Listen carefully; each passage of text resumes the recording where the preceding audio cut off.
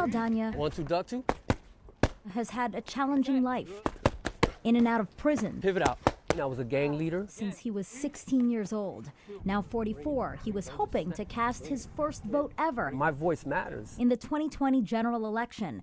But now he's not so sure. And the people want formerly incarcerated individuals to vote. This is what the people voted for. Amendment 4 gave felons who were not convicted of murder or sexual offenses the right to vote if they complete all terms of their sentence. Today, 3 judges with the U.S. Court of Appeals said it was unconstitutional to make those felons pay before they could vote. They wrote the requirement punishes those who cannot pay more harshly than those who can.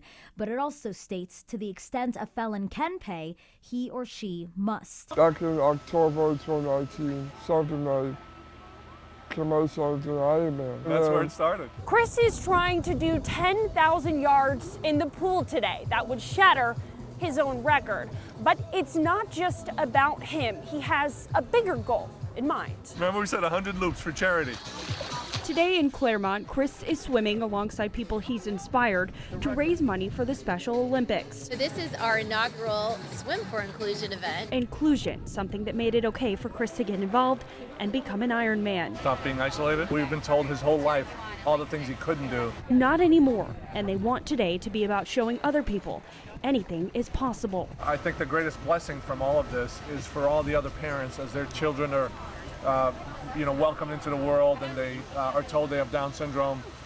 They don't have to start believing the rhetoric that their kids can't do anything and their kids are going to live a life of isolation. Reporting in Claremont, Ashley Edlin, Channel 9, Eyewitness News. Now, as more and more cases of the coronavirus are detected here in Florida, we checked the CDC website and it recommends a couple of real simple things that we can all do to protect ourselves.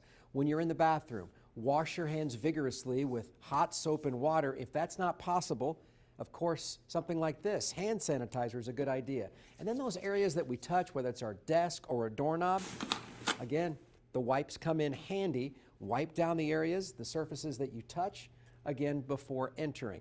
But that's not all the CDC is recommending. Let's say there's an elevator in your office, school, or wherever that you frequent. Instead of using your finger to touch the button, a simple touch of the knuckle will do the trick. We got a close-up view of the Falcon 9 rocket this afternoon, hours before liftoff. It was also loaded with a U.S. military payload and an Indonesian communication satellite. This woman from Indonesia drove up from South Florida to watch the launch. Oh my gosh, it's a wonderful time for me to see that thing. This is the first time for me. For the people who packed into Jetty Park, the launch was one thing.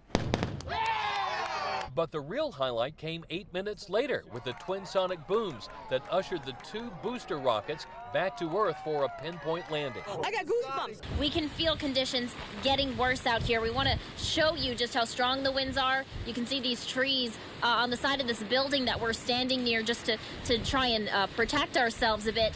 But the trees are swaying back and forth. It's been pretty scary.